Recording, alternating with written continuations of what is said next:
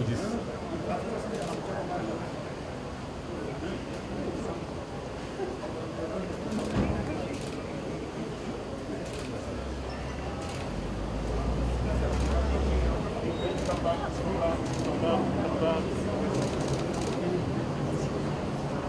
the last lady, you start moving back.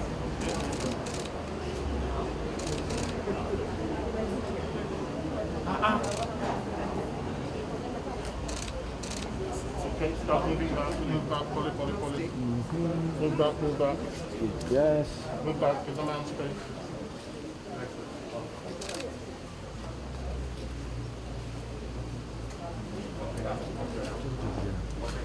Okay, go back.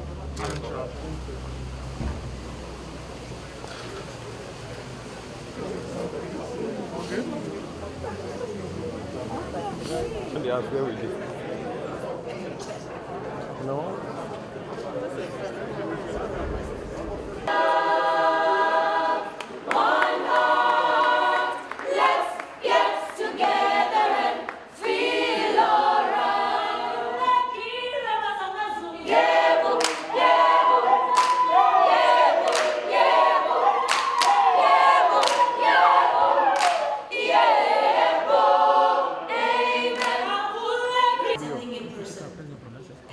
Are joining 156th meeting held on 1/1. Consider and agree upon the provisional adoption of such a declaration.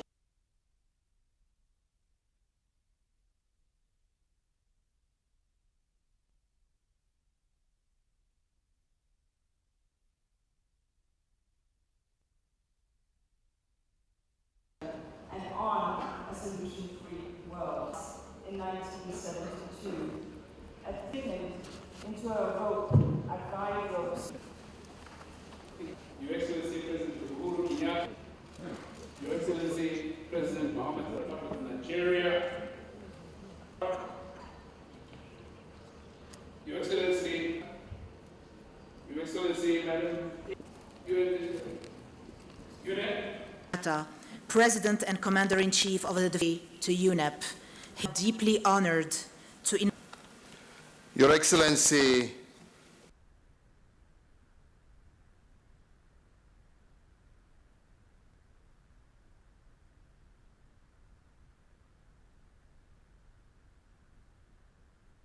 hotline personnel to address related emergencies. The 24-hour UNEP Joint Medical Service. Delegations will recall that the conference 2022 in the afternoon. I propose that the Assembly decide on the following organization or at the end of the consideration of an item. That the 2 minutes and the second intervention should be limited to 2 minutes. If I hear no objection, it is so decided. I see no objection. It is so. To stem plastic pollution.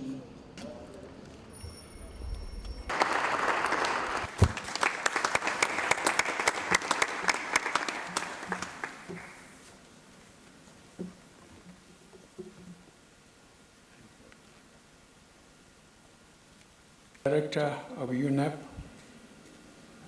to deliver these remarks as we gather during this official session to commemorate the 50th anniversary of the establishment of the United Nations Environmental Programme under the theme Strengthening United Nations Environment Programme for the implementation of the environmental dimension of the 2030 Agenda for Sustained Development.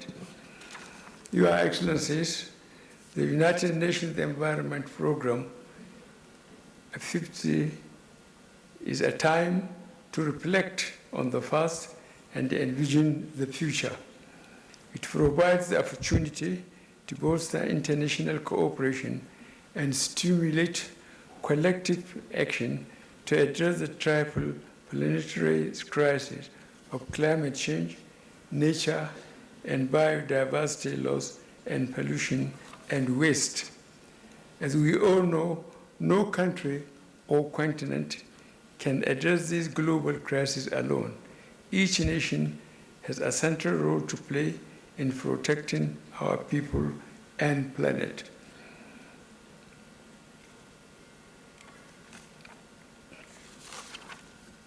Excellencies, distinguished ladies and gentlemen, 50 years ago, after United Nations Conference on the Human Environment in Stockholm in June 1972, with the efforts of Ambassador Maurice Strong of Canada, many governments became convinced of the need to make climate and environment action a priority. And with Maurice Strong as United Nations Environment Program's first executive director, the path was clear to what nations need to do make our environment safer, healthier, and better. During last year's COP26 in Glasgow, parties worked towards spurring action to reduce greenhouse gas emissions, while also pledging to take steps to adapting to climate impacts. Nations are constantly facing the threats of disrupted weather patterns, low food production, and rising sea levels that increase the risk of catastrophic flooding, among other challenges.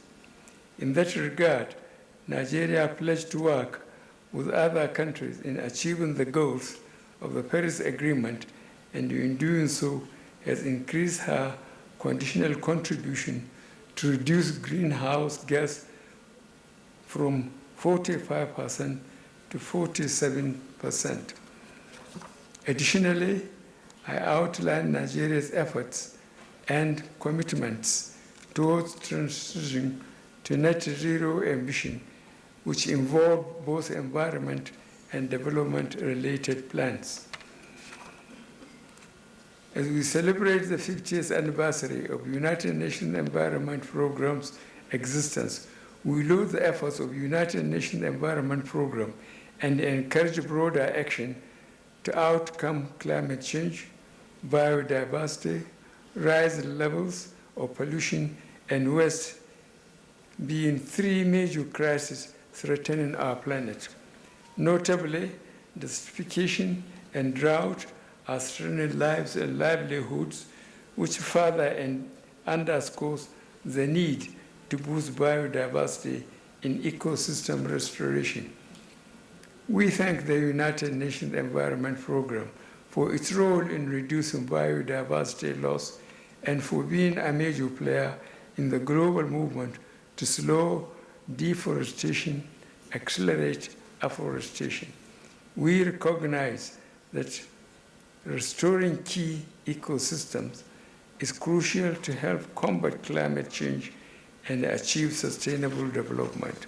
Therefore, by collaborating with partners such as the United Nations Environment Program, we believe that much more success would be recorded as we journey in collective struggle against climate change. Excellencies, distinguished ladies and gentlemen, I would now like to thank my dear brother, His Excellency President Uhuru Kenyatta, for his invitation and the very warm hospitality extended to our delegation. In the same way, I would like to thank the Ministers of Environment and their team for their commitment and active participation during the resumed fifth session of the United Nations General Assembly, which preceded the commemorative event. Similarly, I heartily congratulate the leadership of the United Nations Environment Program as we commemorate and celebrate your successes and achievements in the last 50 years.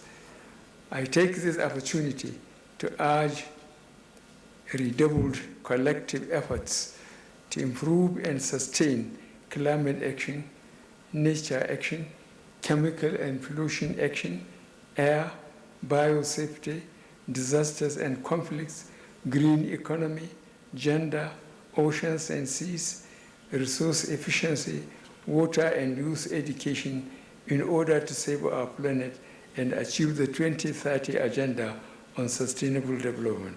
Thank you very much for listening.